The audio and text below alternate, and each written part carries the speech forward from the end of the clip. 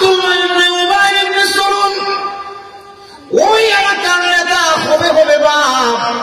এমন সময় আমার আপনার নবীর আগমন মদিনায় হয়ে গেল। এখন নবীজির আদবে, নবীজির মাধুর্যতায়, নবীজির আখলাকে, নবীজির মিষ্টতায়, নবীজির চেহারায়, নবীজির দালিলে, নবীজির আচরণে মুগ্ধ হইয়া মদিনায় সর্বসম্মতি কমে মদিনা চালানোর দায়িত্ব আমার আপনার নবীর হাতে চলে আসলো। নবীর যখন এই দায়িত্ব পেয়ে গেলেন, আব্দুল্লাহ ইবনে উবাই ইবনে সালুল যেহেতু তার নেতা হওয়ার সাথ পূরণ হয় নাই, এজন্য তার মেজাজটা বড় গরম। সে আলাদাভাবে তার সমস্ত সদস্যদেরকে নিয়ে একটা আলাদা বৈঠকে বসে গেল। এই বৈঠকে বসে মুহাম্মদ সাল্লাল্লাহু আলাইহি ওয়াসাল্লামের ব্যাপারে চক্রান্তের জাল বলতে আরম্ভ করলো। চক্রান্তটা কেমন?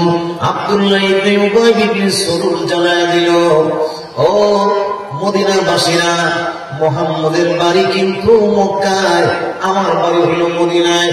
মুহাম্মদ হইল মদিনার রিফিউজি। মুহাম্মদ মদিনার যেরকম না নাউজুবিল্লাহ। এই এলাকা থেকে আরেক এলাকায় বাড়ি বানাইলে কেউ বলে যশোরে বলে রিফিউজি, আবার শ্রীমঙ্গলের এক এলাকা আছে ওই এলাকায় বলে আবাদি, আরেকটা এলাকা আছে এটা কোনো মৌলভীবাজার অথবা সিলেট, এরা বলে বৈতল। ব্রাহ্মণবাড়িয়ার আরেক এলাকা আছে ওই এলাকায় বলে বাদাইমিয়া। আর কোন এলাকায় কোন জায়গায় সবটা আমি জানি না। সাইড এলাকার কথা কইলাম বাইরে আমার ওই সাইড এলাকাতে এক এলাকা থেকে আরেক এলাকায় বাড়ি বানাইলে লোকেরা তাকে বিভিন্ন পদবিতে ডাকে। এবার আল্লাহর নবীর ক্ষেত্রে আব্দুল্লাহ ইবনে উবাই ইবনে সালুল জানায় দিল, ও মদিনার লোকেরা, মুহাম্মদ মদিনায় এসে নেতা হয়ে গেছে। মুহাম্মদ আমাদের এলাকার না, মুহাম্মদ হলো এই এলাকার বাদামিয়া অথবা ওই এলাকার রিফিউজি। মুহাম্মদের কি দাম আছে? দাম আমার, সম্মান আমার, মর্যাদা আমার বেশি।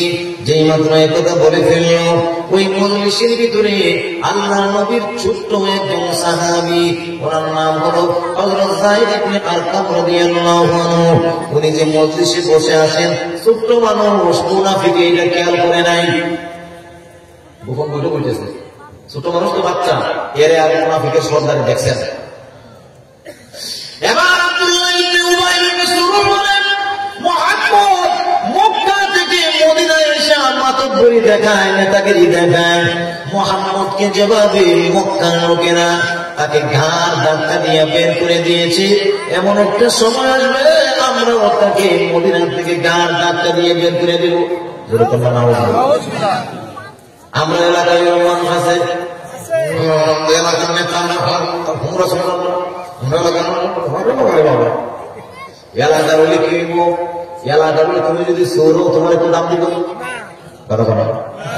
তুমি যদি না খাইতে তোমার একটু দাম দিব।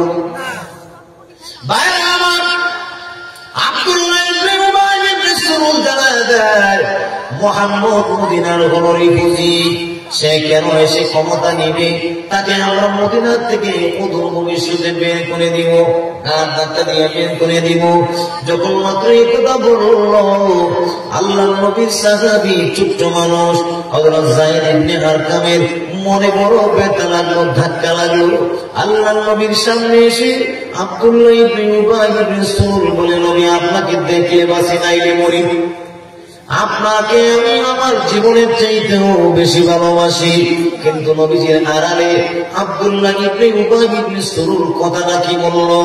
এই কথা শোনার পরে আল্লাহ রাব্বুল আলামিন নবীর কাছে গিয়া হযরত যায়েদ ইবনে আরকাম জানায় দেয়, ইয়া রাসূলুল্লাহ, ইয়া হাবিবাল্লাহ, মদিনার মুনাফিকের লিডার আব্দুল্লাহ ইবনে উবাই ইবনে সালুল বলে, সমস্ত ইজ্জত নাকি তাদের, আপনার নাকি কোনো ইজ্জত সম্মান নাই, আপনি নাকি মদিনার রিফিউজি, ওই এলাকায় নাকি আপনাকে থাকতে দিবে না, মক্কাবাসীর মতো নাকি আপনাকে তাড়ায়া দিবে।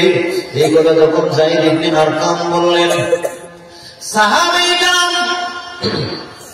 মজলিসে বসলেন। এত বড় ব্যস্ত যে আল্লাহ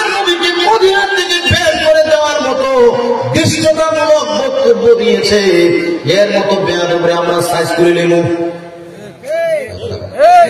নবীর সাথে যদি কেউ বেয়াদবি করে এর কি আস্থা রাখবো আমরা? কারা কারা নবীরে যদি কেউ গালি দেয় এর টেনশন থাকবো?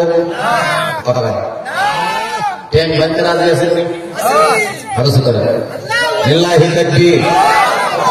মান সাব্বা নাবিয়ান ফাকতুলু, মান সাব্বা নাবিয়ান ফাকতুলু, মান সাব্বা নাবিয়ান ফাকতুলু, মান সাব্বা নাবিয়ান ফাকতুলু।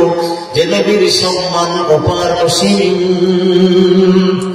যে নবীর সম্মান অপার অসীম, যে নবীর সম্মান আসমানের উপরে, নবীর সম্মান কথা ঠিক না তোমার উপরে। সেই নবীকে গালি দিলে, পানির নবীকে গালি দিলে তাদের ছাড় আর নেই কোনো। মান সাব্বা নাবিয়ান ফাকতুলু, মান সাব্বা নাবিয়ান, কথা বলে মান সাব্বা নাবিয়ান ফাকতুলু, মান সাব্বা নাবিয়ান।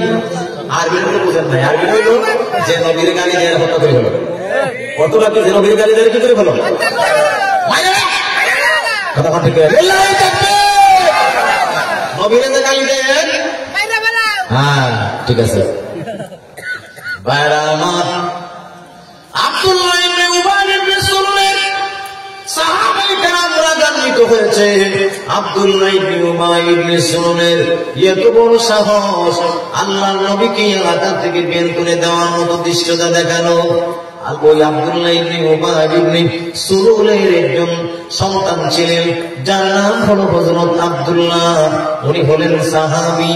ওই আব্দুল্লাহ থেকে বলি, ইয়া রাসূলুল্লাহ, ইয়া হাবিবাল্লাহ, ওগো আল্লাহর নবী।